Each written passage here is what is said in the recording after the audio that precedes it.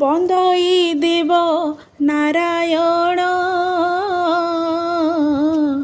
ଅନାଦି ପରମ କାରଣ ଭକତ ହିତେ ଦେହଧାରୀ ଧରାରେ ଧର୍ମ ରକ୍ଷାକାରୀ ସକଳ ବ୍ରତର କାରଣ ଶ୍ରୀକୃଷ୍ଣ ସ୍ୱୟଂ ଭଗବାନ। କୃଷ୍ଣଙ୍କୁ ଯୁଧିଷ୍ଠିର ଦିନେ ପଚାରିଥିଲେ ସଖା ପଣେ କି ବ୍ରତ କଲେ ନାରୀମାନେ ହୋଇବେ ସୁଖୀ ସବୁଦିନେ। ଶଙ୍ଖ ସିନ୍ଦୁର ବଜ୍ର ହେବ କୋଳରେ ଶିଶୁ ଖେଳୁଥିବ ସୌଭାଗ୍ୟବତୀ ଧନବତୀ ହୋଇବେ ପତିବ୍ରତା ସତୀ। ବୈଧବ୍ୟ ଦଶା ନ ଭୋଗିବେ ମରଣେ ସ୍ୱର୍ଗ ପ୍ରାପ୍ତି ହେବେ। ଧର୍ମରାଜାଙ୍କ ବାକ୍ୟ ଶୁଣି ହସି କହନ୍ତି ଚକ୍ରପାଣି ସଧବା ନାରୀମାନଙ୍କର ସକଳ ବ୍ରତ ମଧ୍ୟେ ସାର। ସାବିତ୍ରୀ ବ୍ରତ ଅଟେ ସେହି ଏ କଥା ଶୁଣ ମନ ଦେଇ। ଜ୍ୟେଷ୍ଠ ମାସର କୃଷ୍ଣ ପକ୍ଷ ଅମାବାସ୍ୟାକୁ କର ଲକ୍ଷ୍ୟ। ସାବିତ୍ରୀ ଅମାବାସ୍ୟା ସେହି ସେଦିନ ବ୍ରତ ଯେ ଅଟଇ। ବ୍ରତର ନାହିଁ ପଟାନ୍ତର ଶୁଣ ହେ ପାଣ୍ଡବ ପ୍ରବର। ମର୍ତ୍ତ୍ୟରେ ସୁର ନରପତି ତାହାଙ୍କ ନାମ ଅଶ୍ୱପତି। କୌଶଲ୍ୟା ରାଣୀଙ୍କର ନାମ ଧନ ଧାନ୍ୟରେ ରାଜ୍ୟପୂର୍ଣ୍ଣ। ପ୍ରଜା ବତ୍ସଳ ଅଶ୍ୱପତି ନ୍ୟାୟରେ ରାଇଜ ପାଳନ୍ତି। ରାଜା ରାଣୀଙ୍କ ବଡ଼ ଚିନ୍ତା ନଥାଏ ପୁତ୍ର କି ଦୁହିତା। ରାଜା ରାଣୀ ଯେ ଦୁଃଖୀ ଥିଲେ ଏକଦା ଉପାୟ ପାଞ୍ଚିଲେ। ସାଧୁ ପଣ୍ଡିତ ମତ ନେଲେ ସାବିତ୍ରୀ ଯଜ୍ଞ ଆରମ୍ଭିଲେ। 18 ବର୍ଷ ଅବିରତ ଚାଲିଲା ହୋମ ହୁତି ମନ୍ତ୍ର। ଅନ୍ତିମ ଆହୁତି କାଳରେ ପ୍ରସନ୍ନ ଯଜ୍ଞର ନଳେ। ଅପୂର୍ବ ଜ୍ୟୋତିର୍ମୟୀ ଦେବୀ ତେଜରେ କମ୍ପିଲା ପୃଥିବୀ। କହିଲେ ଶୁଣ ରାଜା ରାଣୀ ମୁଁ ଏହି ଯଜ୍ଞ ସ୍ୱରୂପିଣୀ। ନିର୍ଦ୍ଦେଶ ଦେଲେ ମୋତେ ସ୍ରଷ୍ଟା ଧନ୍ୟ ଏ ତୁମ ଭକ୍ତି ନିଷ୍ଠା। ହୋଇଲି ଅତ୍ୟନ୍ତ ପ୍ରସନ୍ନ ଦେଉଛି ଏହି ବରଦାନ। ସାବିତ୍ରୀ ଯଜ୍ଞ ପୁଣ୍ୟ ଫଳେ କନ୍ୟା ଜନ୍ମିଲା ରାଜା ଘରେ। ପିତା ମାତା ଯେ ପାତ୍ର ମନ୍ତ୍ରୀ ତା ନାମ ରଖିଲେ ସାବିତ୍ରୀ। ଶୁକ୍ଳପକ୍ଷର ଶଶୀ ପରି ବଢ଼ିଲା ସାବିତ୍ରୀ କୁମାରୀ। ଯୌବନ ହେଲା ଉପଗତ ପିତା ମାତା ହେଲେ ଚିନ୍ତିତ। ସାବିତ୍ରୀ ଆଶ୍ରମକୁ ଯାଆନ୍ତି ଋଷିଙ୍କ ସେବା କରୁଥାନ୍ତି। ସେବାରେ ହୋଇ ସୁପ୍ରସନ୍ନ ଋଷି ଯେ କରନ୍ତି କଲ୍ୟାଣ। ସଖୀମାନଙ୍କୁ ଧରି ଦିନେ ସାବିତ୍ରୀ ବିହରନ୍ତି ବନେ। ଏ ସମୟରେ ତାଙ୍କ ନଜର ପଡ଼ିଲା ପୁରୁଷ ଉପର। ଦେଖି ମୋହିତ ତାଙ୍କ ରୂପ ଆଉ ନ ପଡ଼ଇ ପଡ଼କ। ସାବିତ୍ରୀ ଆଶ୍ରମକୁ ଗଲେ ଏ ସୁତ କାହାର ବୋଇଲେ। ଋଷି ଶୁଣିଲେ ତାଙ୍କ ବାଣୀ ବୁଝାଇ କହିଲେ ଯେ ପୁଣି। ରାଜା ଅବନ୍ତୀ ନଗରର ଦ୍ୟୁମତ ସେନ ନାମ ତାର। ସ୍ୱକୁଟୁମ୍ବକୁ ସେ ଧରିଣ ବାସ କରନ୍ତି ଏହି ବନ। ତାଙ୍କ ପୁତ୍ର ଯେ ସତ୍ୟବାନ ଦ୍ୱିତୀୟ ନାମ ଚିତ୍ରସେନ। ଋଷିଙ୍କ ମୁଖୁ ଏହା ଶୁଣି ସାବିତ୍ରୀ ମନେ ହେଲେ ଗୁଣୀ। ବିଚାର କରିଣ ମନରେ ବରିଲେ ପତିଙ୍କ ରୂପରେ। ଏ କଥା ଭାବିଣ ଫେରିଲେ ଗୃହରେ ମାତାଙ୍କୁ କହିଲେ। ରାଣୀ ଯେ ରାଜାକୁ କହନ୍ତି ମନେ ବିଚାର କରୁଥାନ୍ତି। ଏମନ୍ତ ସମୟେ ନାରଦ ହୋଇଲେ ଆସି ଉପଗତ। ଦୁହେଁ ଯୋଡ଼ିଳ ବେନି ହସ୍ତ କରିଲେ ପାଦକୁ ଧୌତ। ସେହି ସମୟରେ ସାବିତ୍ରୀ ଏଠାକୁ ପ୍ରବେଶ କରନ୍ତି। ଏହା ଦେଖିଣ ମୁନିବର ପୁଛନ୍ତି ଏ କନ୍ୟା କାହାର। ରାଜା କହିଲେ ମୁନିବର ଏ କନ୍ୟା ଅଟଇ ଆମ୍ଭର। ଅନେକ ପୂଜା ପାଠ କରି ଲଭିଛୁ କନ୍ୟାକୁ ଆମ୍ଭରି। ବନସ୍ତେ କାହାକୁ ଦେଖିଛି ପତି ରୂପରେ ସେ ବରିଛି। ଶୁଣି ନୃପତିଙ୍କ ବଚନ ନାରଦ ପଚାରିଲେ ପୁଣ। କହଲୋ ସାବିତ୍ରୀ ମୋ ଆଗେ ବରିଛୁ କାହାକୁ ସରାଗେ। ସାବିତ୍ରୀ ବୋଲନ୍ତି ବଚନ ଦ୍ୟୁମତ ସେନ ସେ ରାଜନ। ତାଙ୍କ ପୁତ୍ର ଯେ ସତ୍ୟବାନ ତାଙ୍କୁ କରିଛି ମୁଁ ବରଣ। ଶୁଣିଣ ସାବିତ୍ରୀ ବଚନ କହିଲେ ଶୁଣ ନୃପରାଣ। ଦ୍ୟୁମତ ସେନ ଯେ ସେ ରାଜା ସୁଖରେ ପାଳୁଥିଲେ ପ୍ରଜା। ଚକ୍ଷୁହୀନ ଯେବେ ହୋଇଲେ ଶତ୍ରୁ ଯେ ତାଙ୍କୁ ତଡ଼ିଦେଲେ। ରାଣୀଙ୍କ ନାମ ମାଳବିକା କରମ ବାମ ଭାଗ୍ୟବଙ୍କା। ପୁତ୍ରର ନାମ ସତ୍ୟବାନ କେବଲେ ପୁଣି ଚିତ୍ରସେନ। ସର୍ବଲକ୍ଷଣ ସୁପୁରୁଷ ମାତ୍ର ତାହାର ଅଳ୍ପାୟୁଷ। ଆଜିଠୁ ମାତ୍ର 1 ବର୍ଷ ଅଟଇ ତାହାର ଆୟୁଷ। ଆୟୁଷ ଯେବେ ଯିବ ପୁରୀ କି ହେବ ପ୍ରତିକାର କରି। ଶୁଣ ହେ ରାଜା ଅଶ୍ୱପତି ଯାହାକୁ ବରିଛି ସାବିତ୍ରୀ। ଶୁଣିନ ନାରଦଙ୍କ କଥା ଘୂରିଲା ରାଜାଙ୍କର ମଥା। ସାବିତ୍ରୀ ପିତାଙ୍କୁ ବୁଝାଇ କହିଲେ ଦୁଃଖ କାହିଁ ପାଇଁ। ଭାଗ୍ୟରେ ଯାହା ଅଛି ମୋର ଭୋଗିବି ଆନନ୍ଦ ମନର। ଅନ୍ୟ ପୁରୁଷକୁ ବରିଲେ ଅସତୀ ହୋଇବି ମୁଁ ଭଳେ। ଶୁଣିଣ ଏ କଥା ନାରଦ ସତୀଙ୍କୁ କଲେ ଧନ୍ୟବାଦ। ମନ ବାଞ୍ଛା ହେବ ପୂରଣ ଭାଗ୍ୟବତୀ ହୋଇବୁ ଜାଣ। ନାରଦ ଆଶୀର୍ବାଦ ଦେଲେ ଅଶ୍ୱପତିଙ୍କୁ ବୁଝାଇଲେ। ଅନ୍ୟତ୍ର ନ ବୋଲାଅ ମତି ବିବାହ କର ହେ ସାବିତ୍ରୀ। ସାବିତ୍ରୀ ସଙ୍ଗେ ସତ୍ୟବାନ କର ବିବାହ ଆୟୋଜନ। ସର୍ବକୁଶଳେ ଥାଅ ରହି ନାରଦ ଗଲେ ଦୂର ହୋଇ। ଶୁଭ ଲଗ୍ନରେ ଆନନ୍ଦରେ ସତ୍ୟବାନଙ୍କ ସଙ୍ଗତରେ ବିଭା କରିଣ ଅଶ୍ୱପତି ଆଶୀର୍ବାଦ କଲେ ଦମ୍ପତି। ସାବିତ୍ରୀଙ୍କୁ ନେଇ ସତ୍ୟବାନ ଘେନିଲେ ନିଜର ଭବନ।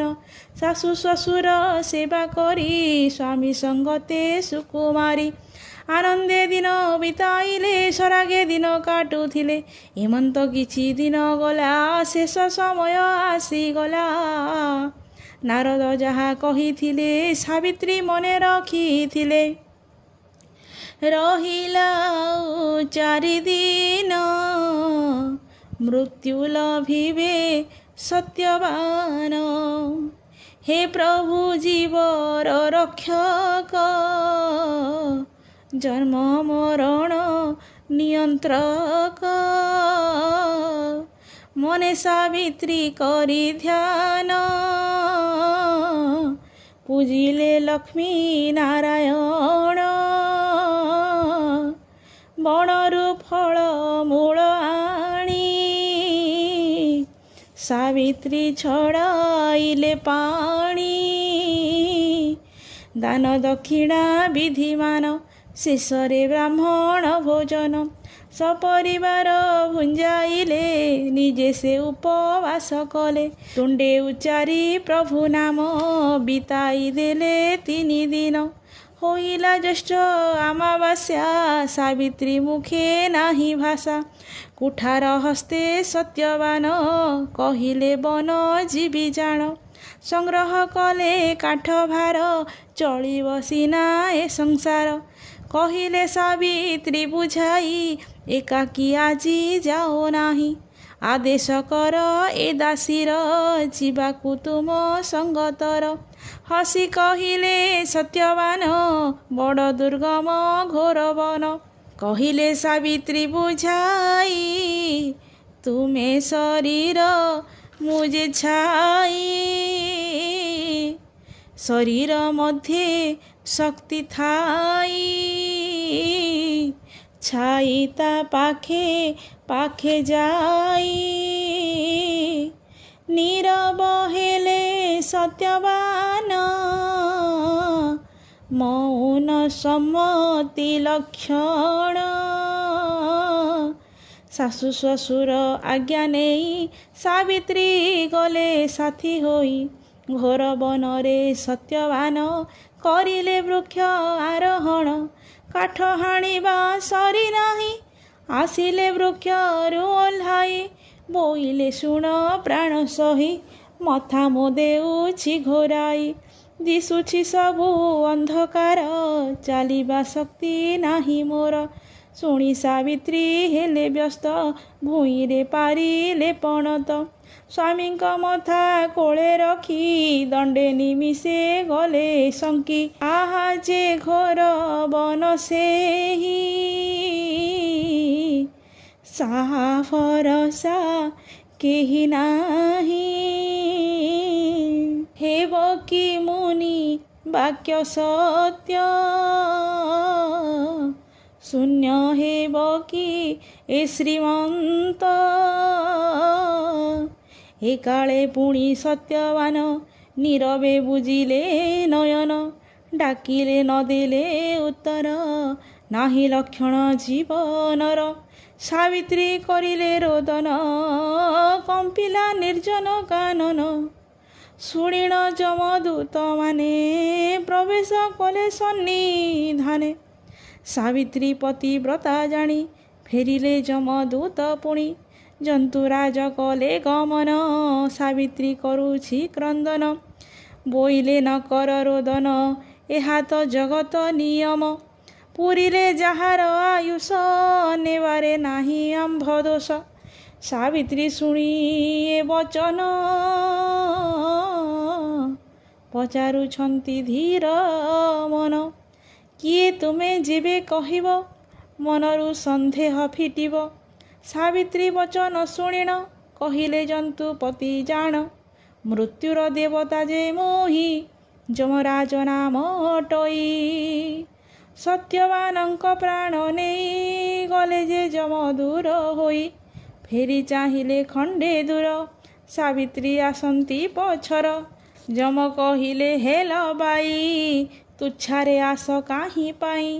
ସାବିତ୍ରୀ କହନ୍ତି ଗୋସାଇଁ ସ୍ୱାମୀଙ୍କ ଯାତ୍ରା ପଥେ ମୋହି। ସତୀ ନାରୀ ମୋ ପତିବ୍ରତା ନାହିଁ ମୋ ଆଉ ଅନ୍ୟ ରାସ୍ତା। ତୁମେ ତ ନିଜେ ଧର୍ମରାଜ ଏତିକି ମୋର କଥା ବୁଝ। ଯମ କହିଲେ ଶୁଣ ସତୀ ସନ୍ତୁଷ୍ଟ ହେଲି ତୁମ ପ୍ରତି। ସତ୍ୟବାନର ପ୍ରାଣ ଛାଡ଼ି ଯାହା ମାଗିଲେ ଦେବି ମୋହି। ସାବିତ୍ରୀ ମାଗି ନେଲେ ବର ଅନ୍ଧ ଅଟନ୍ତି ମୋ ଶ୍ୱଶୁର। ପାଇଣ ଦୃଷ୍ଟି ଶକ୍ତି ସେହି ଲଭିବେ ନିଜ ରାଜ୍ୟ ଯାଇ। ତଥାସ୍ତୁ କହି ଚାଲିଗଲେ ସାବିତ୍ରୀ ପଛେ ଗୋଡ଼ାଇଲେ। ଦେଖିଲେ କିଛି ବାଟ ଯାଇ ସାବିତ୍ରୀ ପିଛା ଛାଡ଼ ନାହିଁ। ଯାହା ମାଗିଲ ଦେଲି ମୋହି ଘରକୁ ଚାଲି ଯାଅ ତୁହି। ଏ କଥା ସାବିତ୍ରୀ ଶୁଣିଣ କହିଲେ ତୁମେ ନାରାୟଣ। ତୁମ ସଙ୍ଗତରେ ମୁଁ ଯିବି ତୁମ୍ଭର ସେବା କରୁଥିବି।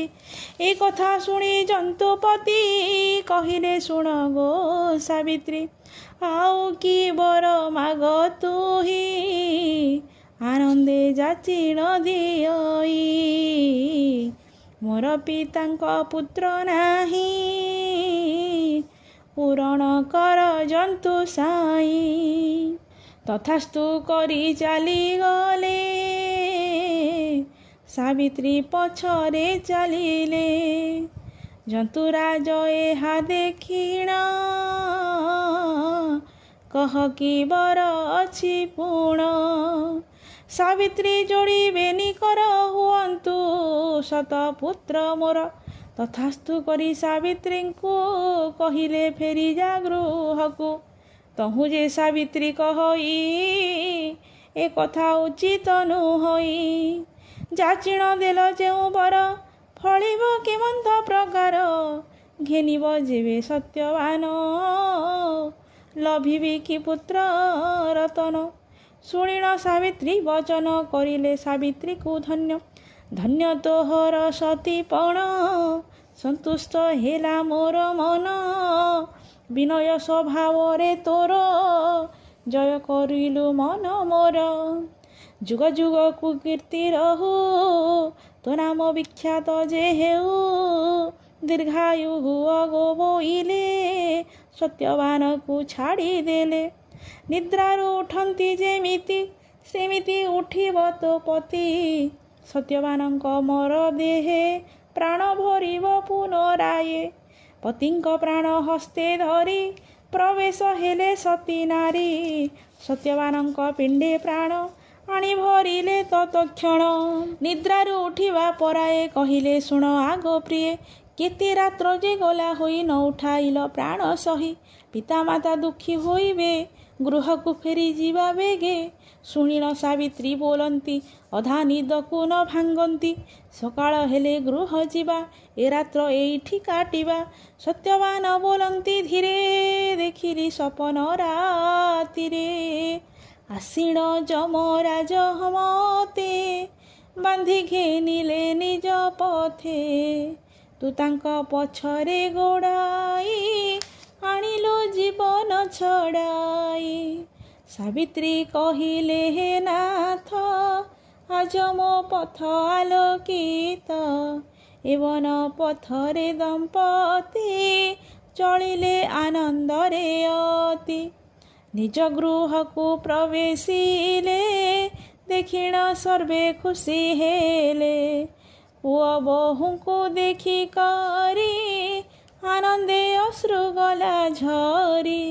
ମୁନି ଋଷି ଯେ ପଚାରନ୍ତି ସାବିତ୍ରୀ ସକଳ କହନ୍ତି।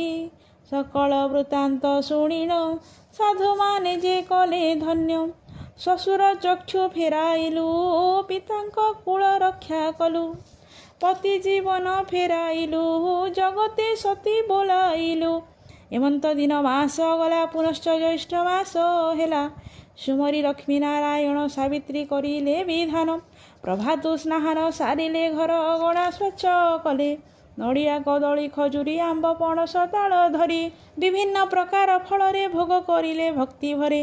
ଅଳତା ସିନ୍ଦୁର ଯେ ଶଙ୍ଖା କଳା ମାଳି ଯେ ନୂଆ ଲୁଗା କଲେକ ସର୍ବ ଆୟୋଜନ ସ୍ଥାପିଲେ ଲକ୍ଷ୍ମୀ ନାରାୟଣ। ଘୃତ ଦୀପରେ ପୂଜା କଲେ ଶେଷରେ ପ୍ରସାଦ ବାଣ୍ଟିଲେ। ଗୁରୁଜନଙ୍କୁ ପ୍ରଣମିଲେ ସେଦିନ ଉପବାସ କଲେ। ସେଦିନ ହୋଇଲା ବିଖ୍ୟାତ ସତୀଙ୍କୁ ଜାଣିଲା ଜଗତ। ଯେ ନାରୀ ବ୍ରତ କରନ୍ତି ସୌଭାଗ୍ୟବତୀ ସେ ହୁଅନ୍ତି। ସାବିତ୍ରୀ ବ୍ରତ କଥା ଶୁଣି ସାବିତ୍ରୀ ବ୍ରତ କଥା ଶୁଣ ମନୋବାଞ୍ଛା ହେବ ପୂରଣ। ଶେଷରେ ରାଜା ଯୁଧିଷ୍ଠିର प्रणाम कले चक्रधर। सावित्री व्रत कथा शेष पठने श्रवणे संतोष। मन लगाओ विष्णुपादे अधम कहे गीत छंदे।